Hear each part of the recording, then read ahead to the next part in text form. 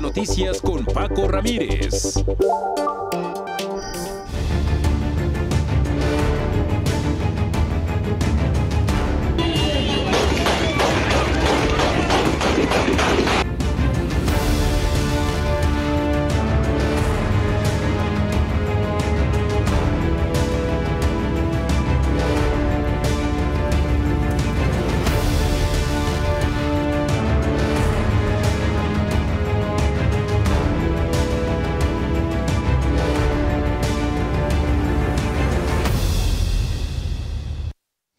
Están matando alcaldes, regidores, funcionarios o aspirantes municipales. Gobernar en México es casi una sentencia de muerte.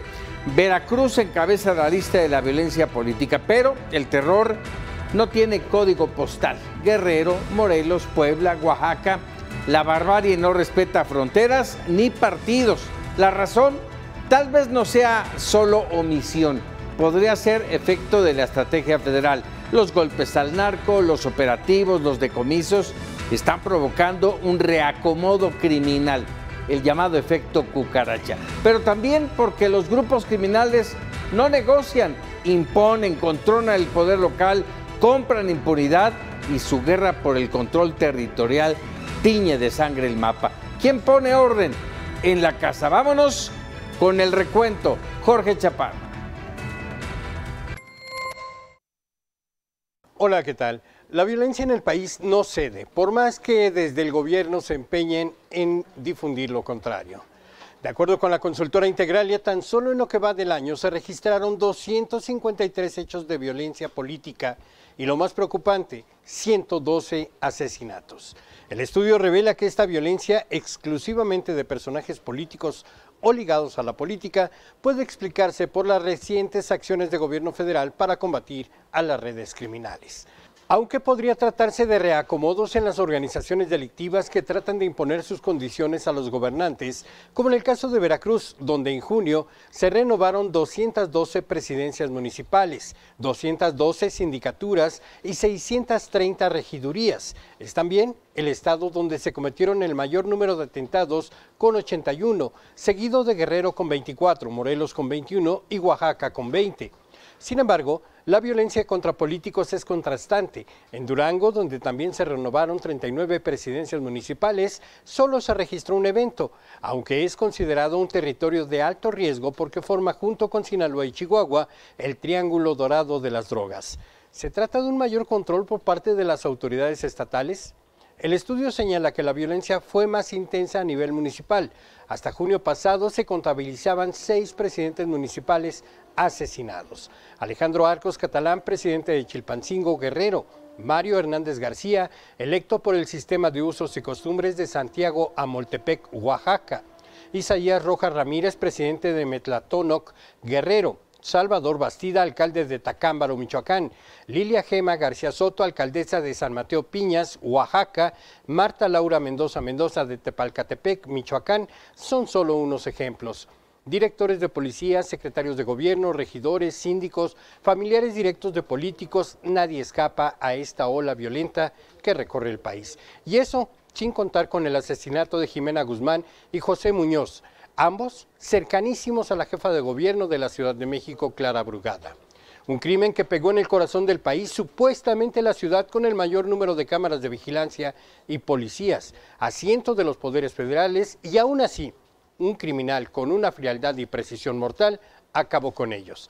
Mientras las autoridades siguen diciendo que están bajando los crímenes, la percepción de inseguridad aumenta y en la violencia política puede estar en parte la explicación de este fenómeno. La información que tengo, volvemos al estudio contigo.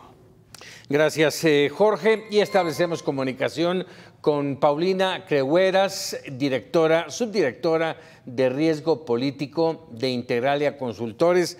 Paulina, gracias por atender nuestra comunicación. A ver, veíamos este informe de Integralia sobre violencia política. El reporte revela 253 casos de violencia política en el primer semestre de este año, 112 asesinatos. ¿A dónde va el país? Buenas noches, Paco. Muchas gracias por la invitación. Pues sí, como bien mencionas, publicamos este reporte el día de hoy Y en Integralia llevamos ya tiempo haciendo un seguimiento puntual de este tipo de eventos.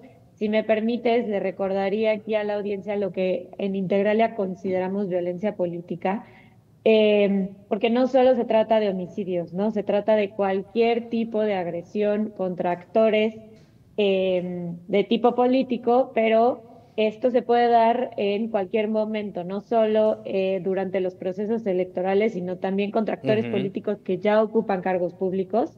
Eh, o que, como decía, esto sucede durante procesos electorales y la violencia tiene como propósito influir en los resultados de estos comicios. Si son ya personas en el cargo, pues lo que se busca es imponer regímenes criminales por medio de la fuerza, y aquí es donde entra el tema que yo mencionaba, que no solo se trata de asesinatos, sino también puede ser a través de atentados, amenazas, secuestros, desapariciones y cualquier otro tipo de mecanismo que produzca un daño físico emocional. Entonces, nosotros hacemos este conteo a partir de una revisión hemerográfica muy puntual, pero sí quería hacer este paréntesis para decir que no solo estamos contabilizando homicidios y quiénes son todos los sujetos que pueden ser víctimas de este tipo de violencia. Ahora, como bien señalas, pues contabilizamos en lo que va de este año 253 hechos de violencia en general. Y dentro de estos 253 hay contabilizados 112 asesinatos, que la verdad es bastante. 74 amenazas, 33 atentados con arma de fuego, 17 secuestros, 11 desapariciones y 6 delitos de otro tipo, como robos. Y la verdad, lo que nos llama mucho también la atención es que es un fenómeno generalizado. Si bien ya nos decía tu compañero, hay algunas entidades federativas donde se concentran la mayoría de los casos, es algo que es común en todo el país. A ver, Paulina, y dentro de este informe, lo que alcancé vamos a analizar, y te lo pregunto, ¿qué participación tiene en la violencia política el crimen organizado?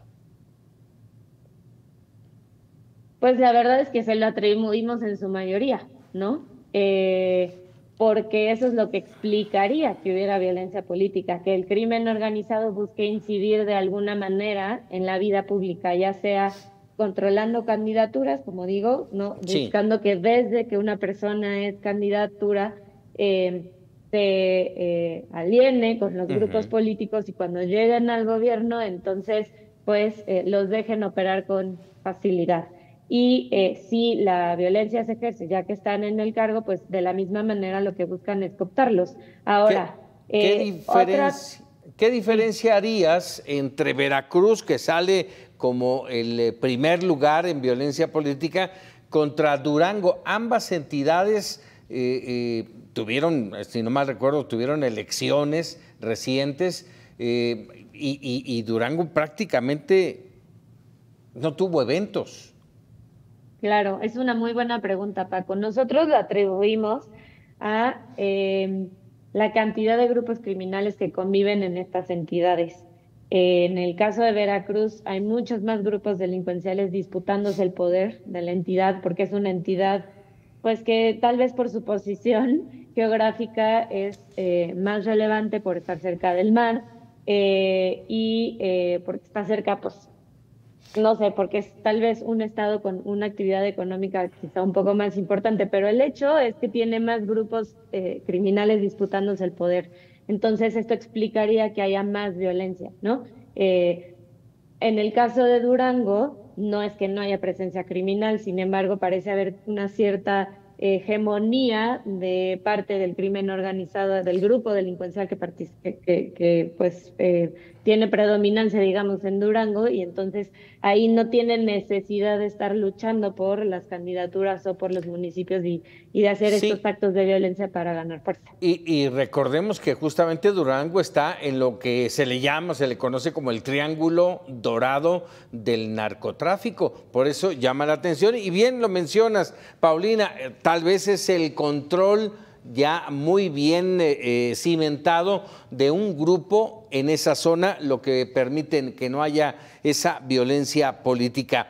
Déjame preguntarte algo más. En el informe no veo violencia política de género cuando hay un importante número de mujeres que fueron asesinadas en este espacio de tiempo. Fíjate que es interesante esta pregunta, porque aunque tienen el mismo nombre los fenómenos, me atrevería a decir que el propósito de la violencia política en general y la violencia política en particular en el caso de las mujeres son distintos, ¿no? En este caso, en general, en el que no distingue entre género, lo que buscan es el crimen organizado, generalmente el crimen organizado, pero cualquier tipo de crimen en realidad busca incidir de alguna manera en el actuar gubernamental. Y en el caso de la violencia política de género, el propósito es pues eso, la verdad es que digamos que la motivación es demeritar o restar el poder que está adquiriendo una mujer por motivos de género. Entonces, la verdad es que por eso no lo incluimos, porque creemos que obedecen a fenómenos completamente diferentes. Distintos. Pero bueno, lamentablemente se está dando esa violencia política de género, se está dando en lo real y también como una especie de forma de desviar también la atención en algunos otros casos. Pero bueno, déjame por último preguntarte. Nos comentabas hace un momento que es un informe sustentado en una revisión hemerográfica. ¿No le resta fuerza el no incluir fuentes judiciales, carpetas de investigación?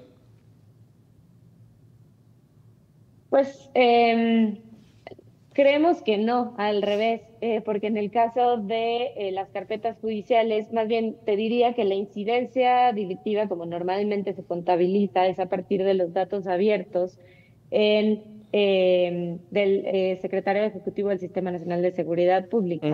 Y algo que se ha criticado de muchos años hacia acá es que existe una cifra negra, ¿no? Porque depende, esta base de datos se construye a partir de lo que las fiscalías locales reportan al sistema. Y pues la revisión hemerográfica normalmente contrasta con estos datos que se reportan en el Secretariado Ejecutivo, lo que nos dice que muchas veces este tipo de delitos no se reportan. Y para nosotros, metodológicamente era más efectivo contabilizarlo a partir de revisión hemerográfica. También nos metemos a hacer un ejercicio de escucha digital y digamos que no es... En el reporte viene un anexo metodológico al final y en nuestra página está publicado el reporte por si quieren consultarlo. Pero normalmente contrastamos con diversas fuentes, ¿no? Hemerográficas. No basta con que lo reporte un medio, sino que buscamos asegurarnos de que sea un hecho que reporten varios medios para entonces sí incluirlo en nuestro conteo y lo que pasa además es que si nos esperáramos a que se reportaran los datos a nivel público en las instancias gubernamentales, el conteo vendría mucho después, ¿no? Claro. Paulina Creujeras, te agradezco enorme estos minutos para Mega Noticias. Al contrario, un gusto, buena noche. Buenas noches.